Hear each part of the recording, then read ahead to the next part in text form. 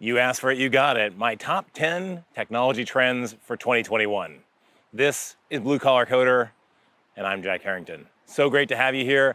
I'm gonna do it a little bit differently than some other YouTubers may do it, where I'm actually going to gear my top 10 towards the skills and technology that are gonna make you a better engineer in 2021 and going on to 2022. So it might not be all of the latest and greatest, but this is the stuff that I would focus on. And if you find that you're weak in any of these areas, they're definitely gonna be worth some of your time. It's only 10 of them and there's 12 months in a year. Even if you spent a whole month on each one, you'd still be ahead of the game. First up is TypeScript. TypeScript is really important. I think jobs in 2021 are going to say TypeScript is a nice to have, and in 2022 are going to be saying that TypeScript is a must have. So this year is a year where me personally, I'm going to make sure that every video that I've got coming out is more than likely going to be TypeScript. I'm doing mostly TypeScript. There's a bunch of reasons for this. The war of TypeScript versus Flow versus not using types, I think, has pretty much been solved for larger open source projects and more popular open source projects. TypeScript has definitely become the language of choice. So this is one where it's really, really critical at this point that if you are a JavaScript programmer and that is your day job, learn TypeScript. And the easiest way to do that is to go and take an existing project that you have that you're familiar with in JavaScript, maybe a proof of concept that you created, something like that, and then just port that to TypeScript. And the reason that you want to start on a project that you already have is because you kind of understand that JavaScript and there's not a lot of mystery there. You don't want to be struggling with both getting your application to work and also getting the types to work at the same time. If you can just focus on one of those things, the typing, that's going to help you and make it a lot easier to learn. And that's kind of the crux of the Converting to TypeScript series that I've done on this channel and I've linked to in the description. TypeScript 2021. Let's make this thing happen. Micro state managers. So what is that? Well, so we've had React hooks starting 2 years ago, and we started converting all of our state from Redux or MobX into doing it in the components and using maybe use state and use context directly. And that's fine in some circumstances, but in other circumstances, that use context extension essentially falls over as your component trees get larger and larger and larger, and changing the value in use context requires a rebuild of that entire tree from there down, which ends up having efficiency problems. So you still maybe need one of these new micro state managers. And in that category, I would call things like Valshio, Zustand, or Zustand, if you prefer, Jotai, Recoil. I've covered a bunch on this channel. Go check out those videos, try it out. They're actually really simple to use. And that's one of the ones that you can actually just try in a day, get something under your belt, put it on your resume, and you'll be the person that when you run into one of these scenarios where you kind of need a little bit of state that's managed globally, you'll be there and you'll be able to say, hey, I have some solutions for you. The next one I think you should spend some time on in this coming year is GraphQL. So GraphQL has had a great year, and there's a really solid reason for that. And that's because it's a standard. I know we've been having the whole GraphQL versus REST fight for the last couple of years, but there's really not a fight there. Honestly, REST is just an architectural style. And because it's kind of weak and ill-defined, you can't actually layer anything on top of it reliably. You can with GraphQL. GraphQL is a standard, and that means that you can write servers to that standard, you can write clients to that standard, and because of that, there's a booming ecosystem of stuff happening in the GraphQL space, and that's great. So what I've seen over the past year, for example, like Hasura has come out, and that's a service that you can connect to a relational database management system, and it puts a GraphQL interface on it with just a click of a few buttons. That's super exciting. On the Node GraphQL server side, just had some experience with Nexus schema, which is a different way of defining a GraphQL schema. It's much more reliable, and it outputs TypeScript types as part of the build process, which is great because then you can consume those on the client side and it makes it really, really easy. And then on the client side, there's a new code generator for GraphQL that just came out.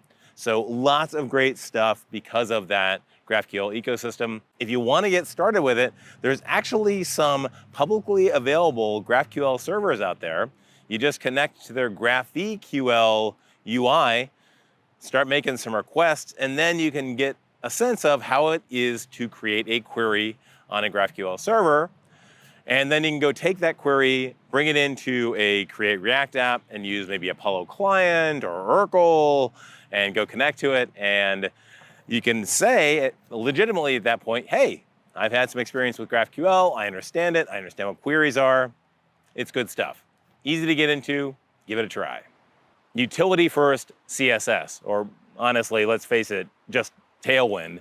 It's a different approach to making a CSS framework where we've been used to something like a Bootstrap, where you basically define up front, hey, this is what a button's gonna look like. Utility first CSS frameworks allow you to kind of construct a button from a bunch of classes or any kind of field or whatever you have. You construct them up from these classes, and it's just a really nice way. If you understand CSS, it's a great way to build out a component library or an interface or what have you. So one way I'd learn this is to follow along with the video that I just did on using Twin Macro and Create React app. That's a great starter point. If you want to stay in React land in a component library, I would look at Chakra UI. That's a really nice component library that kind of follows that Tailwind model. ECMAScript modules. This is something that you're going to want to know about in 2021, 2022, because it's yet another way of packaging JavaScript, but it's also more native. It's native to browsers. It's native to Deno. You can use it for things like Vite to set up a Vue project really easily. So try out one of those. There is a video on this channel that you can check out. But again, there's all these really cool things like Vite, which are really cool ways of setting up a project and running it really quickly. Micro front ends. This is a personal favorite of mine, of course. It's a big deal this year and next year and going on forward because of our move towards a microsite architecture. So microsites are where you take a monolithic app and then you break it into separate applications that are each essentially bound together by routing. And the problem there is that sharing becomes an issue. And that's why micro-FEs have become so important over the last year. Classic examples of micro-FEs that everybody needs would be a header and a footer. Another use case would be a shared carousel, because you don't want to redo that code in a bunch of different places. And the advantage of a micro-FE sharing system as opposed to an NPM sharing system is that you get live updating. And the easiest way to implement all of that is via module federation. So my advice to you is to check out the micro-FEs simplified video, go through that example, try it out. If it doesn't work for you, leave a comment and I'll address it in the comments, or you can just jump onto the Discord server. I'm always there to help out and to get you up and over that hurdle of learning about module federation and micro-FEs. Always glad to help. Web performance. So there's no easier way to make more money on the web than just make your pages quicker. So it's a great skill to have, and it's a deep skill. At the very least, if you're in the React land, I would learn about how to use React Lazy and lazy loading right now. That's probably the easiest performance benefit you're going to be able to make. Just don't put as big of an initial payload on the page and only bring in the code that you need when you actually need it. But there's a lot more to learn than that, and I'm sure I'll be making some videos in the year to come. WebAssembly. This is kind of an interesting one because I don't think it actually applies to every engineer, but it is something worth paying attention to. I think it's most of a fit in the enterprise space, which I mean like B2B, like accounting apps and HR apps and kind of back-end stuff, maybe the back end of your CMS system. Anything where people might be using like ASP.NET or the Microsoft tooling, which brings up Microsoft's Blazor, which is the reason why I think we should really take WebAssembly seriously in 2021 and into 2022. Blazor is kind of like a Vue type system, but it compiles to assembly, and then it's got all the shim layer in there to connect it to the DOM and do all the DOM manipulation for you. So it's a really easy way to do that. There's also AssemblyScript, which is a compiler for TypeScript that then creates WebAssembly code. If someone were to fuse that with a DOM manipulation system, that would create a really compelling open source alternative to Blazor. And I expect that that will happen probably in the 2021, 2022 timeframe. So keep an eye out for that. And of course, if it does, I'll cover it on this channel. Unified tooling. So Roam is a project from Facebook, and the idea is to have one single project that encapsulates linting and testing and compiling and packing and all of the stuff that the basics that you need in a JavaScript ecosystem. And the reason for that is pretty simple. All of these tools, ESLint, Prettier, Jest, Webpack, have kind of grown up organically over time, and they don't always mesh all that well together. In particular, like ESLint and Prettier kind of fight like nobody's business. So Roam is a nice package that kind of unifies all that. Deno is another example of a package that's kind of congealing all of that together in one spot. You can now actually compile Deno applications into native executables. Really cool stuff. So that's something to keep an eye out for in 2021, and maybe just try out Roam or Deno and see how you like it. Monorepos. Why would you want to invest that over the next year? Well, it's important to a lot of companies because it's the way that you can scale a system of interrelated applications and modules and keep your versioning headaches to, well, at least a manageable state. And the reason it's important now is because it's not just in Yarn anymore, it's now in NPM 7 as part of the released package. And so Workspaces, which is how you implement essentially the core functionality of monorepos, is now baked into both NPM and Yarn.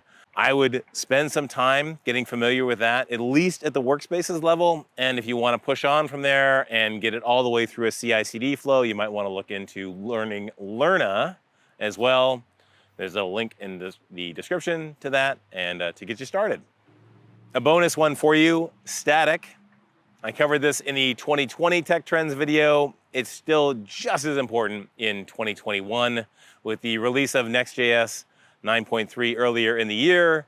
The Next.js platform now supports static site generation in addition to server-side rendering and client-side rendering.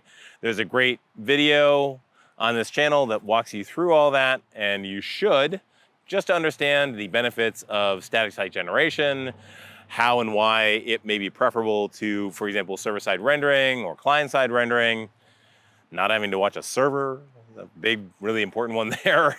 At least, certainly it's my reason for being interested in it. You definitely should check out static in 2021. All right.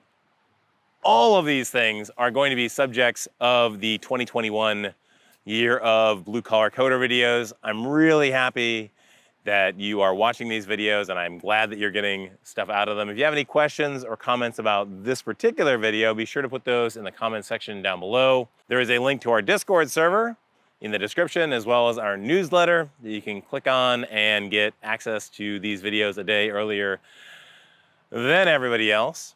But of course, in the meantime, from me to you, be happy, be healthy, and safe in 2021, and fingers crossed, it's a appreciably better year than 2020. Oh, hey, one more thing though. Tiny little thing, dark mode. I actually think this is gonna be a big deal in 2021. All of the sites are gonna wanna support it in some way or another. Be sure that you're up to date on your framework and make sure that that can support dark mode if the customer chooses that. Also, I wouldn't be really surprised if we get a style refresh in 2021. The material flat look is really old now, and we might be going back to gradient fills again, just kind of bobbing between those two things. Or there might be a push, if Apple does this, towards glass morphism or new morphism. So definitely things to keep an eye on. And of course, if any of that happens, you'll find it here on Blue Collar Coder.